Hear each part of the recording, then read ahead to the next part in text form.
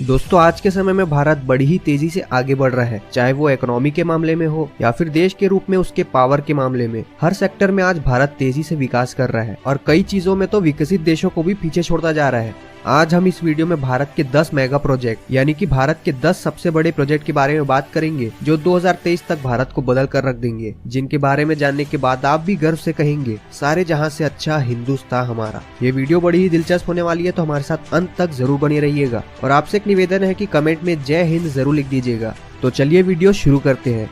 भारत माला project. दोस्तों ये परियोजना देश का ऐसा रूप बदल देगी कि देश में दूर से ही विकास दिखाई देगा। इस पर 2018 से ही काम चल रहा है। ये परियोजना राष्ट्रीय राजमार्ग के विकास के लिए बनाई जा रही है। इस परियोजना में बंदरगाहों, सड़क और राष्ट्रीय गलियारों को बहुत ज्यादा बेहतर बनाना शामिल है। इसका उद्देश्य कनेक्टिविटी को बढ़ावा देना है। इसमें 83,677 किलोमीटर सड़कें बनाने का लक्ष्य रखा गया है। इस प्रोजेक्ट से इकोनॉमिक कॉरिडोर, बॉर्डर एरिया और रिमोट एरिया जोड़ने का काम होगा, जिससे भारत के एक्सपोर्ट को मदद मिलेगी। साथ ही इस प्रोजेक्ट में होने वाले डेवलपमेंट से मजदूरों को रोजगार मिलेगा। इस योजना के पूरे होने के बाद करीब 22 मिलियन रोजगार पैदा होने की संभावना है।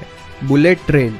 भारत ने जापान के साथ समझौता करने के बाद मुंबई से अहमदाबाद के बीच जापानी तकनीक से बुलेट ट्रेन शुरू करने की घोषणा की थी और सितंबर 2017 में इस प्रोजेक्ट की शुरुआत कर दी गई थी और अब इस परियोजना के 2023 तक पूरा होने की उम्मीद की जा रही है। ये प्रोजेक्ट भारत के लिए बहुत बड़ा प्रोजेक्ट साबित होने वाला है। इस ट्रेन की रफ्तार 320 किलोमीटर प्रति घंटे की होगी और जहाँ अभी अहमदाबाद से मुंबई का सफर बस से 9 घंटे और ट्रेन से 6 घंटे का है, वही बुलेट ट्रेन से इस सफर को 2 घंटे 7 मिनट में पूरा किया जा सकेगा। इस प्रोजेक्ट में लगभग 25,000 करोड़ रुपए की लागत होगी। सरकार का कहना है कि इस प्रोजेक्ट की सफलता के बाद भारत के बाकी शहरों में भी इस ट्रेन की शुरुआत की जाएगी। आदित्य L1। दोस्तों इसरो बिना किसी रुकावट के पूरे समय सूरज को ऑब्जर्व करने और उसके डेटा को इकट्ठा करने के लिए आदित्य L1 नाम के प्रोजेक्ट पर काम कर रहा है। ये भारत का पहला मिशन होगा जो कि सिर्फ सूरज का अध्ययन करने के लिए होगा। इस प्रोजेक्ट के तहत भारत इस आदित्य L1 सैटेलाइट को सूरज और पृथ्वी के बीच भेजेगा। ये प्रोजेक्ट काफी मुश्किल भी है क्योंकि सूरज का अध्ययन कर पाना इतना आसान नहीं है, क्योंकि सूरज के पास के जो कंडीशन है वो एक सैटेलाइट के लिए इतने अच्छे नहीं है। तो इस मिशन में अगर छोटी सी भी दिक्कत आती है तो ये मिशन पूरी तरह से बर्बाद भी हो सकता है। पर अगर ये मिशन सक्सेसफुल रहा तो ये मिशन दुनिया भर में भारत की बहुत बड़ी अचीवमेंट बन जाएगी और भारत के पावर का डंका पूरी दुनिया भर में बजेगा। World's longest electric highway. दोस्तों अब हमारे देश में इलेक्ट्रिक हाईवे बनने वाला है, वो भी दुनिया का सबसे लंबा इलेक्ट्रिक हाईवे, जिसकी लंबाई लगभग 1300 किलोमीटर की होगी और इस एक्सप्रेस वे पर लगभग 350 किलोमीटर का काम हो चुका है। अभी हाईवे में 8 लेन बनाए जा रहे हैं। इसके अलावा 4 लेन और बढ़ाए जाएंगे, 2 जाने के लिए और 2 आने के लिए, और ये चारों लेन सिर्फ इलेक्ट्रिक वाहनों के लिए ही होंगे। पूरे रूट पर 92 यानी 92 स्थानों पर इंटरवल स्पॉट डेवलप किया जाएगा, जहाँ पर लोग अपनी गाड़ियों को चार्ज कर पाएंगे। ये देश का पहला एक्सप्रेस वे होगा जिसमें डेडिकेटेड इलेक्ट्रिक व्हीकल 4 लेन होगी। सड़क और परिवहन मंत्री नितिन गडकरी ने बताया कि इस एक्सप्रेस वे का काम जनवरी 2023 तक कंप्लीट हो जाएगा। इसके पूरे तैयार हो जाने से समय तो बचेगा ही, साथ ही प्रदूषण को कम करने में भी काफी मदद मिलेगी। इस प्रोजेक्ट की लागत लगभग 1 लाख करोड़ की है। आपको बता दें कि वर्तमान में दुनिया का सबसे लंबा इलेक्ट्रिक हाईवे बर्लिन में है, जो कि सिर्फ 109 किलोमीटर लंबा है। और अगर हमारे सरकार की योजना सफल होती है तो हमारे भारत के पास होगा दुनिया का सबसे लंबा इलेक्ट्रिक हाईवे। इसी बात में एक लाइक तो बनता है दोस्तों। कच्ची दरगाह Bidupur bridge.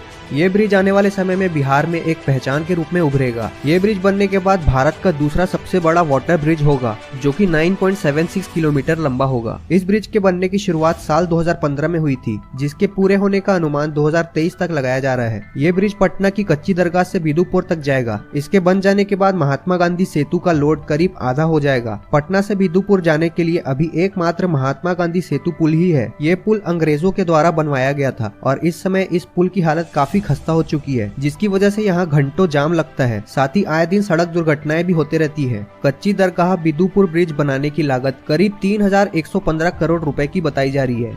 Mumbai to Dubai under sea train project. दोस्तों ये प्रोजेक्ट काफी चौंका देने वाला है। आबू धाबी पानी के नीचे करीब 2000 किलोमीटर लंबा रेल मार्ग बनाने की योजना बना रहा है, जो हमारे देश के शहर मुंबई को यूनाइटेड अरब एमिरेट्स के फुजायरा शहर से जोड़ेगा। और होश उड़ाने वाली बात तो ये है कि ये पानी के अंदर चलने वाली ट्रेन केवल 2 घंटे में ही भारत के मुंबई शहर से यूनाइटेड अरब एमिरेट्स के फुजायरा शहर तक पहुंच जाएगी। ये अंडर सी ट्रेन दोनों देशों के यात्रियों, पर्यटकों और श्रमिकों का ट्रांसपोर्ट करने के साथ साथ नर्मदा नदी से यूनाइटेड अरब एमिरेट्स में पानी एक्सपोर्ट करेगा और यूनाइटेड अरब एमिरेट्स से तेल हमारे देश में इंपोर्ट होगा। और इस प्रोजेक्ट के सफल होने से भविष्य में होने वाला इंपोर्ट एक्सपोर्ट का काम काफी सस्ता हो जाएगा।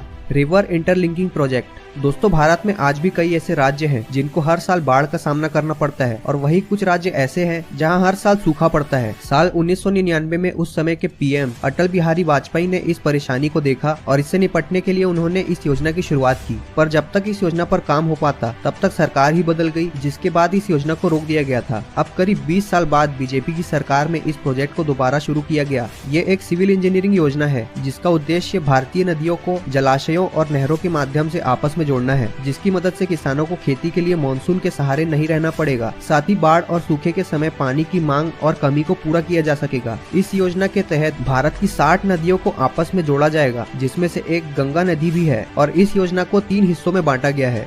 Redevelopment of central Vista.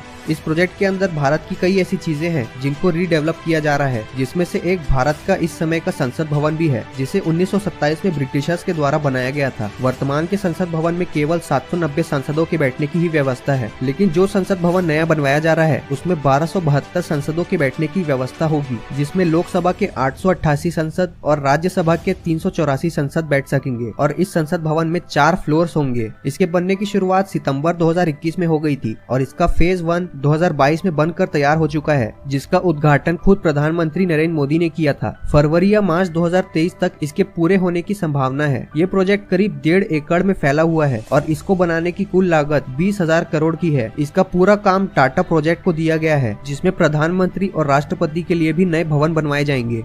Vande Bharat mission. दोस्तों वंदे भारत की पहली ट्रेन साल 2019 में नई दिल्ली से बनारस चलाई गई थी और दूसरी ट्रेन नई दिल्ली से वैष्णो देवी मंदिर के लिए चलाई गई थी और दोनों ट्रेन की अगर बात करें तो दोनों ही ट्रेन पूरी तरह से सफल रही और अब सरकार ने करीब 500 वंदे भारत ट्रेन चलाने का लक्ष्य रखा है और इसकी मदद से पुरानी रेलवे ट्रेन जैसे राजधानी और शताब्दी से वंदे भारत ट्रेन को रिप्लेस किया जाएगा, जिसकी मदद से रेलवे में नए रेवेन्यू देखने को मिलेंगे। प्रोजेक्ट हिमांग।